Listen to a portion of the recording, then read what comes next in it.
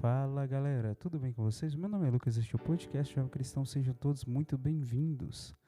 Antes de começar, caso você esteja ouvindo esse episódio no tempo pascal, desejo a você uma feliz Páscoa, porque Cristo ressuscitou. Aleluia, aleluia, aleluia. Bom, estou gravando esse episódio no segundo domingo do tempo pascal. Ele é o domingo logo seguido da Páscoa, né? No dia 7 de abril de 2024. Bom, esse dia a Igreja Católica é chamada a refletir e a rezar, né? E celebrar o que é a festa da Divina Misericórdia. Esta festa que é comemorada, né, no primeiro domingo logo após a Páscoa, né? E no tema de hoje, no episódio de hoje, eu quero convidar você a pensar comigo um pouco e vamos refletir um salmo, né? O Salmo 117. E com essa reflexão, eu convido você a guardar essas palavras no coração. Então, pega a tua Bíblia, no Salmo 117, 118, né? Dependendo da Bíblia, e vamos refletir. Pode pausar o episódio e depois a gente retoma, tá bom? Vamos lá então? Primeiramente, né? Vamos rezar a oração que o Senhor nos ensinou para bem vivenciarmos esse momento. Pai nosso, que estais nos céus, santificado seja o vosso nome, venha a nós o vosso reino, seja feita a vossa vontade, assim na terra como no céu. O pão nosso de cada dia nos dai hoje. Perdoai as nossas ofensas, assim como nós perdoamos a quem nos tem ofendido. E não nos deixeis cair em tentação, mas livrai-nos de todo mal. Amém. Vamos lá então. Leitura do Salmo 117. Aleluia. Louvai o Senhor, porque Ele é bom, porque eterna é a sua misericórdia. Diga à casa de Israel, eterna é a sua misericórdia. Proclame à casa de Arão, eterna é a sua misericórdia. E vós, que temeis o Senhor, repeti, eterna é a sua misericórdia. Na tribulação, invoquei o Senhor. Ouviu-me o Senhor e me livrou. Comigo está o Senhor, nada temo. Que mal me poderia ainda fazer um homem? Comigo está o Senhor, meu amparo. Verei logo a ruína dos meus inimigos. Mais vale procurar refúgio no Senhor do que confiar no homem. Mais vale procurar refúgio no Senhor do que confiar nos grandes da terra. Ainda que me cercassem todas as nações pagãs, eu as esmagaria em nome do Senhor. Ainda que me assediassem de todos os lados, eu as esmagaria em nome do Senhor. Ainda que me envolvessem como um enxame de abelhas, como um braseiro de espinhos, eu as esmagaria em nome do Senhor. Forçaram-me violentamente para eu cair, mas o Senhor veio em meu auxílio. O Senhor é minha força, minha coragem, Ele é meu Salvador. Brados de alegria e de vitória ressoam nas tendas dos justos. A destra do Senhor fez prodígios, levantou-me a destra do Senhor. Fez maravilhas à destra do Senhor. Não hei de morrer, viverei para narrar as obras do Senhor. O Senhor castigou-me duramente, mas poupou-me a morte. Abri-me as portas santas, a fim de que eu entre para agradecer ao Senhor. Esta é a porta do Senhor, só os justos por ela podem passar. Graças vos dou porque me ouvistes. e vos fizestes meu Salvador. A pedra rejeitada pelos arquitetos tornou-se a pedra angular. Isto foi obra do Senhor. É um prodígio aos nossos olhos. Este é o dia que o Senhor fez. Seja para nós dia de alegria e de felicidade. Senhor, dai-nos a salvação, dai-nos a prosperidade, ó Senhor. Bendito seja o que vem em nome do Senhor. Da casa do Senhor, nós vos bendizemos. O Senhor é nosso Deus, Ele fez brilhar sobre nós a sua luz. Organizai uma festa para profusão de coroas, e cheguem até os ângulos do altar. Sois o meu Deus, venho agradecer-vos, venho glorificar-vos. Sois o meu Deus, dai graças ao Senhor, porque Ele é bom, eterna é a sua misericórdia. Palavra do Senhor, graças a Deus. Como recordamos, no período da semana passada, Semana Santa, no período da Semana Santa, nós vimos, todos os momentos, em que o Senhor falava sobre a sua partida, e vimos a sua paixão, refletimos sobre a sua morte na cruz. E como nós sabemos, Jesus, ele morreu para nos libertar do pecado. Ou seja, como antes, no Antigo Testamento, a gente via, que o povo de Deus, eles tinham que ofertar cordeiros, animais em expiação dos próprios pecados, E aí, quem fazia o processo, do sacrifício era o sacerdote, tinha todos os detalhes, E tudo isso era para Deus perdoar, os pecados. Mas o que acontece? Não era uma ação perfeita.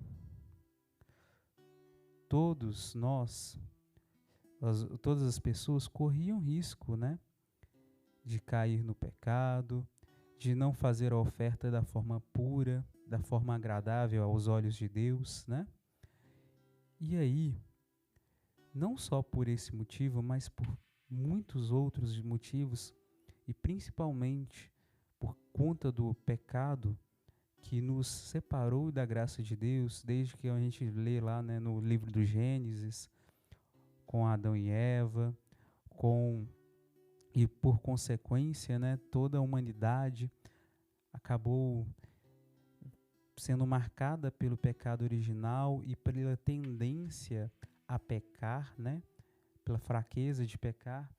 E aí, por conta disso, todo mundo pecou, todo mundo peca, e nenhuma pessoa seria mais acolhida por Deus por causa do pecado, por causa da mancha, E aí era necessário, todo esse processo aí do sacrifício e por aí vai.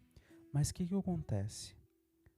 Como Deus viu, que a humanidade precisava de salvação, Ele já estava preparando isso porque Ele tem onisciência, sabe de tudo. Ele enviou seu próprio Filho para ensinar no lugar daqueles que foram colocados para ensinar, mas não estavam ensinando de acordo com aquilo que agradava a Deus, Ele mandou o Filho dele para nos reorientar a estarmos junto com o Pai, fazermos aquilo que agrada a Deus, E, como eu acabei falando, junto ao Pai, foi Jesus Cristo que nos deu a graça de termos Deus como Pai, acolhermos Deus como Pai. Tanto que o próprio São Paulo, ele diz isso, que Deus ele só se torna nosso Pai porque somos filhos de Deus no Filho, que é Jesus Cristo. Jesus Cristo é Filho de Deus. Nós éramos apenas criaturas, assim como os animais, como toda outra a criação. Mas a partir do momento que fomos batizados e a partir do momento que Jesus Cristo morreu na cruz, Ele nos restituiu a graça de sermos imagem e semelhança de Deus e nos deu a graça de sermos filhos de Deus, sendo Ele filho.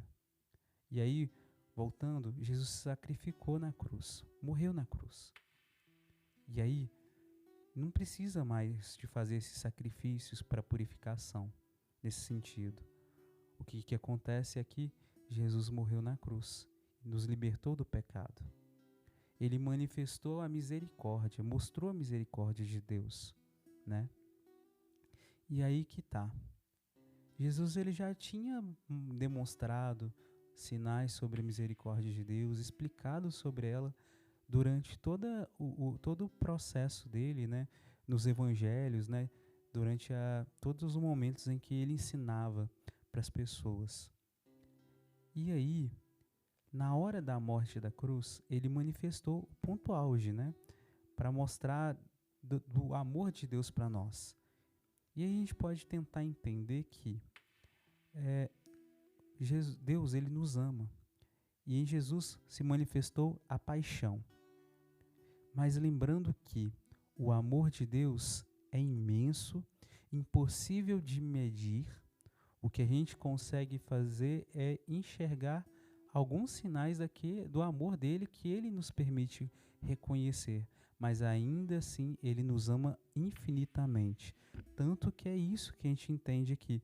Em algumas traduções, a palavra misericórdia está sendo trocada dentro da Bíblia por amor. E a misericórdia é o amor, né? É o amor de Deus que vem de encontro à nossa miséria, à nossa fraqueza, né? E aí que acontece? Nós precisamos de lembrar sempre, como o salmista repetiu várias vezes, eterna é a misericórdia, a sua misericórdia. A misericórdia de Deus é eterna. Ou seja, depois que Jesus morreu na cruz, não importa quantas vezes caiamos, se a gente tiver o nosso coração arrependido do nosso pecado, reconhecer, ter vergonha do pecado, mas reconhecer também que Deus pode nos libertar, cheguemos a Ele e alcançaremos o perdão dEle.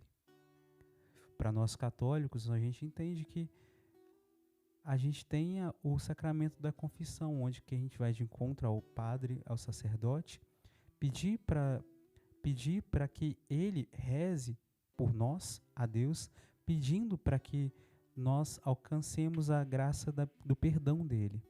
E assim, Deus nos lava dos pecados, por intercessão, por intermédio do sacerdote, que está ali em pessoa de Cristo, em figura de Cristo, para nos orientar, para cuidar de nós, né? Para ser esse canal da graça para nós. E aí que tá. Muitas vezes o inimigo de Deus, ele vem nos tentando, né? A fazer a gente desacreditar de que Deus ele pode perdoar todo o pecado. E assim, da mesma forma, a gente acaba entristecendo o coração de Deus. E tem um ponto que eu acho que eu já cheguei a comentar com vocês em algum episódio, lá do início do nosso podcast, que foi assim, que certa vez o Senhor, né, disse a um padre que o que mais doía o coração dele, o Senhor Jesus Cristo, não era os pecados que as pessoas cometiam, mas doía mais ainda as pessoas terem pecado, mas não buscarem o perdão, não buscarem a Deus para ser lavados, porque assim não reconheciam a misericórdia dele. E aí que tá. Nós precisamos de lembrar que Jesus ele morreu na cruz com braços abertos, ou seja, para acolher. Em nenhum momento ele fechou os braços na cruz. Para lembrar que Ele nos ama, que a misericórdia de Deus é eterna. Mas saber que Deus ele perdoa sempre não quer dizer que a gente deva pecar conscientemente, querer pecar e falar, Deus vai me perdoar mesmo e tal. Não, não. Nós não podemos fazer isso porque a gente vai perder muita coisa. É como se fosse assim. A gente tem que lembrar, né, que nosso caminho, a gente é chamado a ser santo. E o caminho para o céu é passar pelo caminho da santidade. O caminho para estar ligado com Deus plenamente na eterna glória passa por esse caminho da santidade, né? E esse caminho da santidade é assim: se eu luto para não pecar e vivenciar todas as graças que Deus vai me dando e fazer tudo aquilo que o Senhor me orienta a fazer durante esse processo, e ser caridoso, misericordioso com os meus irmãos, cuidar deles, daqueles que eu posso cuidar, usar os meus dons que Ele me deu em benefício das outras pessoas, seguindo todos os mandamentos que Ele nos orienta, né, a seguir, tanto os 10 mandamentos, quanto também o novo mandamento, que é amai-vos uns aos outros como eu vos tenho amado, que Jesus Cristo ele disse isso, né, no Evangelho. Vivenciando tudo isso, a gente vai alcançar a santidade. Só que acontece, quando a gente vai pensando assim, eu não tem problema eu pecar, não, que eu sei que Deus vai me perdoar, a gente acaba caindo no erro de que, primeiro, a gente não sabe quando que a gente vai partir dessa terra. A gente não sabe quanto tempo que a gente tem. Segundo ponto, isso seria um abuso, seria também uma forma de provar a Deus, né? E isso é um tipo de sacrilégio, né? Isso torna o nosso pecado mais grave. E terceiro, quando a gente faz isso, a gente, em vez de estar avançando nesse caminho para a santidade, a gente está saindo dele e ficando cada vez mais longe desse caminho para chegar no céu. E lembrando, a promessa de Deus para a gente é o céu, a morada eterna, estar junto com Ele, a salvação eterna, né? Porque Deus ele nos perdoa, sim, mas se Ele nos dá tempo de vida aqui na terra, é para que a gente possa avançar mais e mais ainda nesse caminho, né, da santidade. Buscar é o Senhor enquanto Ele se deixa encontrar. Ele está se deixando encontrar agora. Mas depois que a gente morre, infelizmente, a gente não pode fazer mais nada. Então, que a gente precisa aproveitar esse tempo agora. Mas voltando, lembremos, a misericórdia de Deus é eterna. Se você reconheceu que no teu coração que você tem cometido esse erro de acabar cometendo o pecado, sabendo que Deus perdoa e fazendo aquilo que é errado, sabendo que aquilo é errado, dessa forma e sentir o peso no coração, lembre-se, a misericórdia de Deus é eterna. Então, tudo isso que acontece para a gente, né, seja os puxões de orelha, né, que a gente ouve, ou até mesmo as coisas que a gente vai vivenciando por consequência dos nossos atos, seja dos nossos pecados, né, e até mesmo as dificuldades que Deus ele pode permitir a gente vivenciar, as provações, é tudo para nos alertar, para nos chamar de volta para Ele, para a gente ficar mais próximo dEle, para nos santificar, né? No sentido assim, santificar no sentido assim, se Ele nos alerta que a gente está fazendo algo errado, é para a gente acordar, para a gente buscar fazer o certo, mudar a atitude, né? Se Ele nos manda uma aprovação, mesmo quando a gente está vivenciando junto com Ele, é para nos santificar, ou seja, para a gente desapegar de algumas coisas que talvez estão prendendo o nosso coração, alguns pensamentos, alguns sentimentos que não condizem com aquilo que é dele, que é a vontade dele. Se é também, talvez, nossa questão da nossa caridade, às vezes vou dar um exemplo, às vezes a gente tem problema, por exemplo, de sentir nojo, de fazer algumas coisas.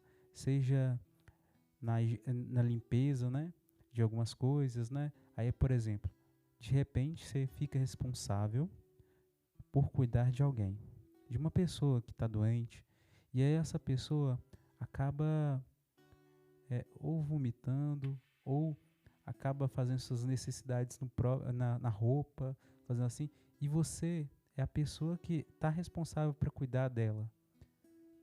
Pode ser que seu coração você sinta nojo, você reconheça esse sentimento, mas se você fizer isso, lutar contra isso, para fazer o bem para aquela pessoa, você vai se tornar mais santo, entendeu? Deus, ele permite a gente viver situações assim para nos santificar. Então tem hora que a gente vai ter que engolir o nosso orgulho, a gente vai ter que lutar para poder perdoar as pessoas, né? Para fazer o bem àquelas pessoas que nos machucaram. Então tudo isso são essas situações em que Deus ele nos prova, ele nos corrige, né? E aí, aqui na palavra, diz assim que o Senhor castigou-me duramente, mas poupou-me da morte, a morte. Em uma outra tradução, essa passagem, essa parte mesmo vai dizer assim, que o Senhor severamente me provou, mas não me abandonou às mãos da morte. Ou seja, nos dois sentidos a gente pode entender assim, que o Senhor ele permite, ele envia situações em que a gente vai ser provado, em que a gente vai ter que sofrer algumas coisas para a gente se santificar, entendeu? Aí o sentido do castigo aqui seria esse, é o sentido de provação. Até mesmo na questão do perdão. Às vezes ele vai colocar a gente para servir na igreja, em algum lugar, junto com as pessoas que mais magoou a gente. E aí que tá. Isso é para nos ajudar. Às vezes eu machuquei muito alguma outra pessoa. Fiz uma coisa muito errada. E Deus vai colocar eu em situação em que eu vou ficar recordando daquilo. E aí eu só vou ficar bem, em paz, quando eu resolver eu pedir perdão para a pessoa, quando eu pedir perdão para ele, entendeu? E aí ele vai permitindo as consequências, né, das coisas que a gente vai agindo para ajudar a gente, alertar a gente para a gente buscar mudar, buscar ele, lembrando, eterna misericórdia dele, e ele nunca vai abandonar a gente. Então, como diz um pouco antes, né, o Senhor nos levanta, né? Lá no versículo 16 diz, a destra do Senhor fez prodígios, levantou-me a destra do Senhor. O Senhor nos levanta do pecado, nos levanta de cada queda que a gente comete, cada queda no pecado mesmo que a gente comete, cada vez que a gente começa a pensar em abandonar Ele, pela dificuldade, pelas situações, Ele nos levanta. Mas é assim, tudo isso só vai acontecer com mais profundidade se a gente permitir Ele agir na nossa vida. Então a gente precisa buscar Ele, pedir a graça dEle, pedir ajuda, pedir a misericórdia. E, acima de tudo, sempre louvar a Ele, agradecer a Ele por todas as graças que Ele manifestou e manifesta nas nossas vidas. Louve a Deus por ter mandado o próprio Filho dele para morrer pelos nossos pecados, para mostrar que Ele nos ama, para mostrar a sua misericórdia. Louve ao Senhor que durante o caminho da paixão da cruz caiu 3, até mais vezes, carregando o peso da cruz. E em cada queda que Jesus teve, era para nos recordar das nossas quedas no pecado, mas ele levantava. Da mesma forma como o sirineu, que estava lá, indo lá e foi obrigado a ajudar a carregar a cruz, ele ajuda a gente a carregar as nossas cruzes, seja das consequências dos nossos pecados, seja das nossas fraquezas, seja das nossas dificuldades, das coisas que a gente não pode mudar, que estão acontecendo à nossa volta, mas pelas quais nós somos chamados a sermos responsáveis, seja pelas enfermidades dos nossos irmãos, dos quais a gente é chamado a cuidar, das lutas que a gente tem que viver, contornando, né, e perdoando os pecados, né, daqueles que mais machucam a gente, sejam nossos filhos, nossos irmãos, nossos pais, nossa família, nossos vizinhos. Tudo isso pode ser a nossa cruz. E Jesus nos ajuda a carregar essa cruz. Louve ao Senhor, porque Ele te ama. E se essa mensagem chegou até você, é para te lembrar: Jesus te ama, Deus te ama. Jesus é Deus. Terceira pessoa da Santíssima Trindade, segunda pessoa da Santíssima Trindade, com o Espírito Santo, que é a terceira. Jesus é Deus. Com a primeira pessoa, Jesus é Deus. A primeira pessoa, que é Deus Pai.